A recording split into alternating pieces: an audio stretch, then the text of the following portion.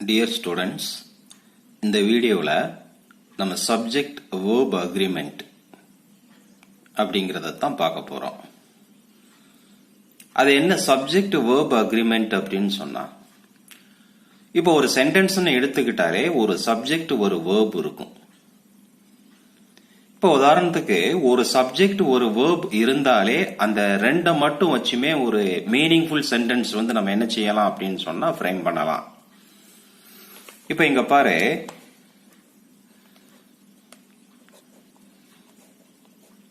Birds ஃப்ளே அப்படின்னு இருக்கு. இப்ப இந்த இடத்துல பேர்ட்ஸ் ஃப்ளே அப்படிங்கக்கூடியது, இந்த பேர்ட்ஸ் அப்படிங்கக்கூடியது சப்ஜெக்ட், ஃப்ளே அப்படிங்கக்கூடியது என்னது அப்படின்னா வேர்ப். இப்ப சப்ஜெக்ட் வேர்ப் மட்டும்தான் இருக்கு, பறவைகள் பறக்கிறது. மீனிங்ஃபுல் சென்டென்ஸ் வந்து நம்ம ஃப்ரேம் பண்ணிட்டோம்.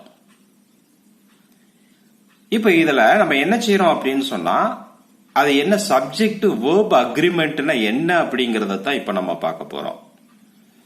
இப்ப இங்க கீழே பாரு, the manager and CEO of the company is coming. அடுத்த சென்டென்ஸ் பாரு, the manager and the CEO of the company are coming.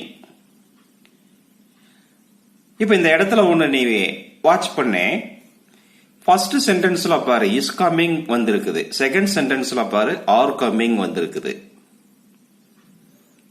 அது ஏன், what is the difference between these two kinds of sentences?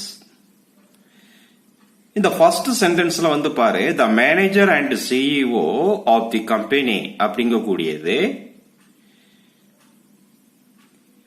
Two positions.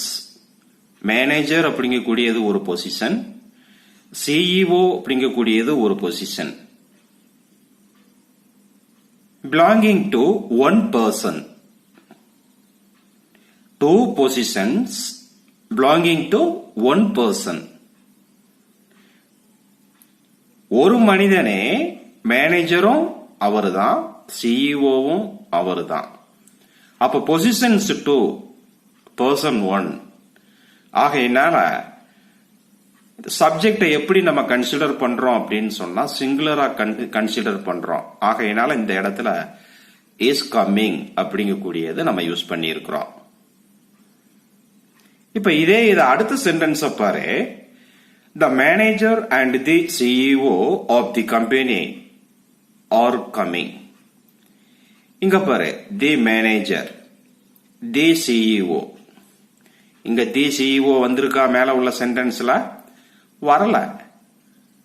அப்ப இங்க இந்த சிஇஓக்கு முன்னாடி the வந்திருக்குது. அப்போ two positions belonging to two persons. ரெண்டு பேரு, மேனேஜர் ஒரு ஆளு, தி மேனேஜர் ஒரு ஆளு, தி சிஇஓ ஒரு ஆளு. அப்ப இந்த ஒரே ஒரு தி வந்த உடனே எப்படி மாறிடுதுன்னு பாரு. டூ பொசிஷன்ஸ், இந்த மேனேஜர் அப்படிங்கக்கூடிய பொசிஷன், சிஇஓ அப்படிங்கக்கூடிய பொசிஷன்ஸ், இந்த two positions belonging to two persons. So that we consider the subject as a singular, plural. So that we are using here plural verb are. புரியுதா? You should be known very well about these sentences. நான் ஒவ்வொரு கிராமர்லையும் சொல்றேன், how to identify subject and verb, then you identify whether it is singular or plural. How to identify singular or plural? Just you go for the verb, identify it whether it is singular or plural. அந்த verb சிங்குலரா இருந்தா singular subject, verb புளூரலா இருந்தா plural subject. இப்ப இந்த இடத்துல பாரு, is கம்மிங்னு வந்திருக்குது, இஸ்ங்க கூடியது singular. அப்ப verb வந்து இங்க சிங்குலர் வந்திருக்கு. அப்ப நீ சப்ஜெக்ட் என்னது, சிங்குலர் சப்ஜெக்ட் அப்படிங்கறது நீ கன்ஃபார்ம் பண்ணிடுவ. இப்ப இந்த இடத்துல பாரு, ஆர் வந்திருக்குது, ஆர் கம்மிங், ஆர் வந்திருக்குது, புளூரல் வந்திருக்குது. அப்ப நீ எப்படி நீ இது பண்ணிடுவ அப்படின்னா, சப்ஜெக்ட் வந்து புளூரல் அப்படிங்கக்கூடியதை நீ கன்ஃபார்ம் பண்ணிடுவ. ஆக இந்த ரெண்டு சென்டென்ஸ்ல வந்து என்ன ஒரு டிஃபரன்ஸ் அப்படிங்கக்கூடியதை இந்த இடத்துல ஜஸ்ட் நீ இது பண்ணு. இந்த ஒரே ஒரு தி ஆர்டிகிள் மட்டும் வந்த உடனே அந்த சப்ஜெக்ட் எப்படி ஆயிடுது, ப்ளூரல் ஆயிடுது. ஐ மீன் நான் ஏற்கனவே சொன்ன மாதிரி மேனேஜர் ஒரு பொசிஷன், சிஇஓ ஒரு பொசிஷன். இந்த ரெண்டு பொசிஷன்ஸ் ரெண்டு பேர் பிலாங்கிங் டு 2 persons. இங்க தி வராததுனால இந்த சிஇஓ பொசிஷனும் மேனேஜர் பொசிஷனும் பிலாங்கிங் டு 1 person. ஆகையினால இந்த இடத்துல நம்ம இஸ் கம்மிங். இதுதான் வந்து சப்ஜெக்ட் வெர்ப் அக்ரிமெண்ட்டுக்கு வந்து ஒரு எக்ஸாக்டான ஒரு எக்ஸாம்பிள் எது அப்படின்னு சொன்னா இதுதான். அதே மாதிரி இங்க பாரு, plural subject should go with plural verb. நான் ஏற்கனவே சொன்னதுதான். ப்ளூரல் சப்ஜெக்ட் வந்து ப்ளூரல் வெர்ப் வரும், சிங்குலர் சப்ஜெக்ட்ல சிங்குலர் வெர்ப் வரும். இங்க பேர்ட்ஸ் பிளே அப்படின்னு சொல்லி வந்திருக்கு. பேர்ட்ஸ் அப்படிங்கக்கூடியது ப்ளூரல் சப்ஜெக்ட். ஆகையினால நீ ப்ளூரல் வெர்ப் பிளே அப்படிங்கக்கூடியது யூஸ் பண்ணிடுற. Here doesn't come S or ES because the subject of this sentence is considered as plural. plural verbல வந்து நீ எப்பவுமே எஸ் அல்லது இஎஸ் present formல நீ சேர்க்க கூடாது. இப்ப இங்க கீழே பாரு, bird flies. இந்த இடத்துல bird அப்படிங்கக்கூடியது only one bird, singular. அப்ப இங்க சப்ஜெக்ட் சிங்குலர் அப்படிங்கறதுனால இந்த இடத்துல நீ என்ன பண்ணிருந்தா ஃபிளைஸ் அப்படிங்கக்கூடியது யூஸ் பண்ணிடுற. இப்ப இதுதான் வந்து என்ன அப்படின்னு சொன்னா அந்த சப்ஜெக்ட் வெர்ப் அக்ரிமெண்ட்டுக்கு உண்டான ஒரு ரூல். இருக்கக்கூடிய ரூல்ஸ்கள்ல இதுவும் ஒண்ணு. அடுத்து இங்க கீழே பாரு, Mani and Raja are playing. Mani and Raja are playing. Mani ஒரு ஆளு, ராஜா ஒரு ஆளு. இங்க 2 persons. So that you use here plural form are. அதே மாதிரி everybody, anybody, somebody, nobody, no one, anyone, someone, இந்த இதெல்லாம் வந்து நீ யூஸ் பண்ணிருப்ப, படிச்சிருப்ப. கொஸ்டின் ஆன்சர்ல ஷார்ட் ஆன்சர்ல நீ எழுதியிருப்ப, பேராகிராஃப் கொஸ்டின்ஸ்ல நீ எழுதியிருப்ப. ஆனா அதெல்லாம் நீ ஒரு ரோட் மெமரி, அவ்வளவுதான். அப்படியே மெமரி பண்ணுவ, எழுதுவ. இந்த இடத்துல நீ நல்லா மைண்ட்ல வச்சுக்கோ. இந்த everybody, anybody, nobody, somebody, no one, anyone, இந்த மாதிரி வருது அப்படின்னு சொன்னா you have to consider them as singular subject. அப்ப நீ என்ன பண்ணிருத அப்படின்னு சொன்னா, இந்த இதெல்லாம் வருது அப்படின்னு சொன்னாலே should take singular verb. இது வந்துச்சு அப்படின்னாலே சிங்குலர் verb தான் யூஸ் பண்ணணும். இது வந்து உனக்கு எரர் ஸ்பாட்டிங்ல, ஐ மீன் ஸ்பாட் தி எரர்ல வந்து இது உனக்கு ரொம்ப யூஸ் ஆகும்.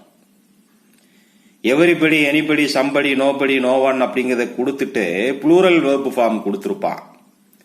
நீ அதை எதுக்கு மாத்திரணும்னா சிங்குலர் வெர்புக்கு மாத்திரணும். நானே ஒரு எக்ஸாம்பிள் கொடுக்கறேன், எரர் ஸ்பாட்டிங்ல கொடுக்கறேன். எவரிபடி கொடுத்திருக்கிறேன், நான் ப்ளூரல் வெர்ப் கொடுத்திருக்கிறேன். நீ அதை சிங்குலர் வெர்புக்கு மாத்திட்ட. நான் உன்கிட்ட கேட்கிறேன், ஏன்பா இப்படி மாத்தின, நீ சிங்குலர் வெர்புக்கு ஏன் மாத்தின அப்படின்னு. To identify your understanding, I ask you question. At once you have to reply. நீ என்ன செய்யணும் அப்படின்னு சொன்னா, சார் எவரிபடி, சம்ஒன், நோபடி இந்த மாதிரி வந்துச்சு அப்படின்னு சொன்னாலே நம்ம சிங்குலர் வெர்ப் தான் சார் யூஸ் பண்ணணும். They should take singular verb only அப்படின்னு நீ ஆன்சர் பண்ணுன அப்படின்னு சொன்னா நீ வெரி குட், நல்லா அண்டர்ஸ்டாண்ட் பண்ணிருக்கிறேன்னு அர்த்தம். இப்ப இங்க பாரு, everybody in the class is present. Everybody in the class is present. அந்த கிளாஸ்ல வந்து present, everybody in the class. அப்ப அந்த கிளாஸ்ல இருக்கிறவங்க எல்லாருமே பிரசன்ட் தான். அத வந்து இந்த மாதிரி என்ன சொல்றாங்கன்னா, everybody in the class is present. அப்ப நீ கொஸ்டின் கேப்ப, sir everybody in the class அப்படின்னாலே ஹோல் ஸ்டூடெண்ட்ஸையும் தானே சார் ரெஃபர் பண்ணுது, ஏன் அப்ப நீங்க இஸ் போடுறீங்க அப்படின்னு ஒரு கொஸ்டின் கேட்கலாம். டியர் ஸ்டூடெண்ட்ஸ், இந்த எவரிபடி அப்படிங்கக்கூடியது ஒரு குரூப்பை ரெஃபர் பண்ணுது. The word, அதாவது the word everybody refers to a group. ஒரு குரூப், அதாவது 20 ஸ்டூடெண்ட்ஸும் இருக்கலாம், 30 ஸ்டூடெண்ட்ஸும் இருக்கலாம், 40 ஸ்டூடெண்ட்ஸும் இருக்கலாம். அது எல்லாத்தையும் சேர்த்து எவரிபடி அப்படின்னு சொல்றாங்க. அப்போ அந்த ஸ்டூடெண்ட்ஸுகளுடைய எண்ணிக்கையை அது ரெஃபர் பண்ணல, அந்த ஸ்டூடெண்ட்ஸுகளுடைய குரூப்பை என்ன செய்யுது அப்படின்னு சொன்னா ரெஃபர் பண்ணுது. அப்ப அந்த குரூப் சிங்குலர் அப்படிங்கறதுனால நீ இந்த இடத்துல என்ன பண்ணிருத அப்படின்னு சொன்னா இஸ் யூஸ் பண்ணிருத, சிங்குலர் வேர்ப் யூஸ் பண்ணிருத. இப்ப யாராவது உன்கிட்ட கேட்டாங்க அப்படின்னு சொன்னா நீ இப்படித்தான் ஆன்சர் பண்ணணும். இப்ப எரர் ஸ்பாட்டிங்லே வருது, இந்த மாதிரி கொடுத்திருக்கிறாங்க. Everybody, nobody, anyone, somebody, no one, someone வந்திருக்குது. அந்த சென்டென்ஸ்ல ப்ளூரல் வேர்ப் கொடுத்திருக்கிற, அதை சிங்குலர் வேர்புக்கு மாத்தி இருக்கிற. உன் ஃப்ரெண்டே கூட கேட்கலாம், ஏன்பா இங்க மாறி இருக்கு, இப்படி சிங்குலர் வேர்புக்கு மாத்தி இருக்கிற அப்படின்னு கேட்டா நீ சொல்லணும். என்ன சொல்லுவ? இந்த வேர்ட்ஸுகள் எல்லாமே வந்துச்சு அப்படின்னு சொன்னா ஒரு குரூப்பை என்ன செய்யுது, refer பண்ணுதே. These words refers to a group, so that these are considered as singular subject, so that we have to use singular verb அப்படின்னு ஆன்சர் பண்ணணும். அதத்தான் கீழே உன்னுடைய அண்டர்ஸ்டாண்டிங்காக எழுதியிருக்கேன். கன்சிடரிங் இட், எவரிபடி அப்படிங்கக்கூடியதை நம்ம கன்சிடர் பண்றோம். எப்படி கன்சிடர் பண்றோம் அப்படின்னு சொன்னா as a group, ஒரு குரூப்பா கன்சிடர் பண்றோம். so it is singular. அத குரூப்பா இது பண்றதுனால அந்த குரூப்பை தானே சொல்றோம். அதனால இந்த இடத்துல என்ன செய்யறோம் அப்படின்னு சொன்னா இஸ் அப்படிங்கக்கூடிய சிங்குலர் வேர்ப் நம்ம இந்த இடத்துல யூஸ் பண்ணிருக்கிறோம். அடுத்து பாரு, either or,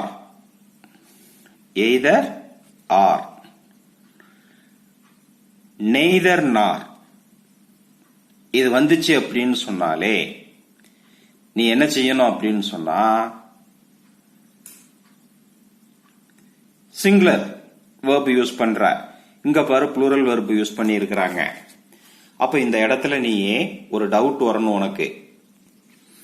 டியர் ஸ்டூடெண்ட்ஸ், இத நல்லா மைண்ட்ல வச்சுக்கோ.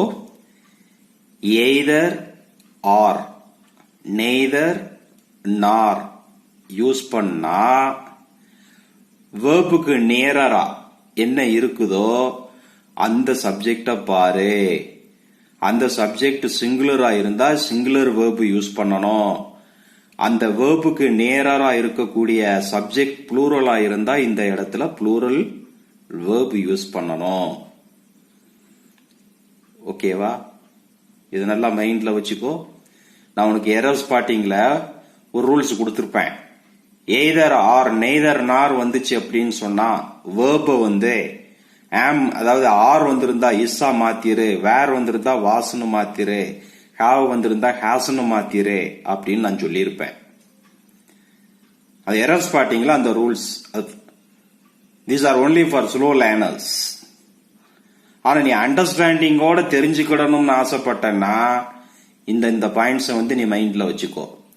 எய்தர் ஆர் நெய்தர் நார் வந்துச்சு அப்படின்னு சொன்னா வேர்புக்கு நேரா இருக்கக்கூடிய சப்ஜெக்ட பாரு. இந்த இடத்துல வேர்ப் என்னது? இஸ். இதுக்கு நேரா இருக்கக்கூடிய சப்ஜெக்ட் இங்க மணி. மணிங்கிறது சிங்குலர். மணிங்கிறது நேம் ஆஃப் எ பர்சன், அதே நேரத்தில் சிங்குலர்.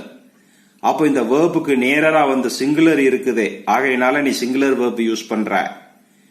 இப்ப அதே இங்க பாரு, either Ram or his friends are coming. பாரு, இதுல வேர்ப் எது? இந்த ஆர் அப்படிங்கக்கூடியதுதான் வேர்ப். இந்த வேர்புக்கு நேரா இருக்கக்கூடிய சப்ஜெக்ட் எது? His friends. his friends அப்படிங்கக்கூடியது சிங்குலரா ப்ளூரலா? ப்ளூரல். ஆகையினால இந்த இடத்துல என்ன யூஸ் பண்ணியிருக்கிறேன்னா ஆர் யூஸ் பண்ணியிருக்கிற. புரியுதா ஸ்டூடெண்ட்ஸ்? அது மாதிரி in addition to, together with, accompanied by இதெல்லாம் வந்துச்சு அப்படின்னு சொன்னா உனக்கு given exerciseல இது வந்துச்சு அப்படின்னு சொன்னா நீ என்ன யூஸ் பண்ணணும் அப்படிங்கறத பாரு. என்ன யூஸ் பண்ணணும் அப்படின்னா நீ சப்ஜெக்டுக்கு இம்பார்ட்டன்ஸ் கொடு. நல்ல மைண்ட்ல வச்சுக்கோ.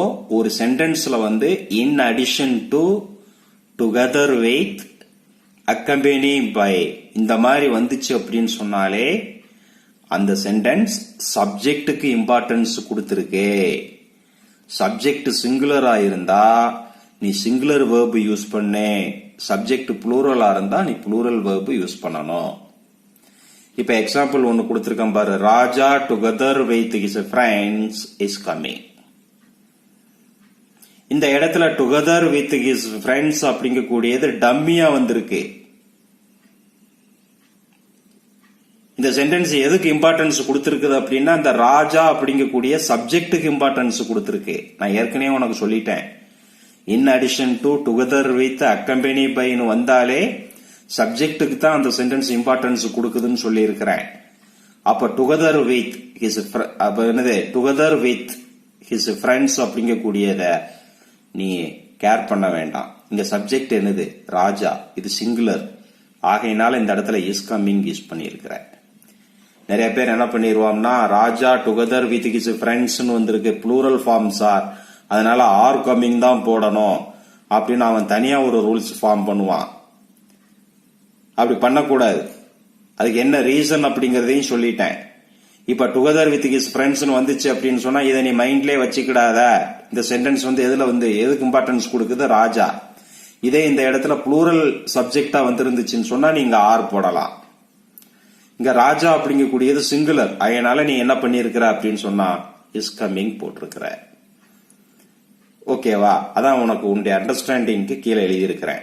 Give importance to subject, not others. So it is considered as singular. We have to use singular verb only. Considered, considered. இத வந்து சிங்குலரா தான் நம்ம கன்சிடர் பண்றோம். அதனால சிங்குலர் verb யூஸ் பண்றோம். அடுத்து பாரு. given exerciseல the number of வந்திருந்துச்சுன்னு சொன்னா அந்த சென்டென்ஸ்ல வந்து சிங்குலர் verb இருக்கணும். ஏ நம்பர் ஆஃப் அப்படின்னு சொல்லி வந்துச்சு அப்படின்னு சொன்னா ப்ளூரல் verb இருக்கணும். அப்ப தி நம்பர் ஆஃப் அப்படிங்கும் போது அது குரூப்பை மென்ஷன் பண்ணுது. அப்ப சிங்குலர் verb யூஸ் பண்ற. ஏ நம்பர் ஆஃப் அப்படிங்கும் போது அந்த குரூப்ல இருக்கக்கூடிய சோ மெனி மெம்பர்ஸ் வந்து என்ன செய்யுது அப்படின்னா ரெஃபர் பண்ணுது. ஆகையினால ப்ளூரல் verb நீ என்ன செய்யற அப்படின்னா யூஸ் பண்ற. என்ன ஸ்டூடெண்ட்ஸ், மீதி நம்ம அடுத்த வீடியோல பார்க்கலாம். Okay, by.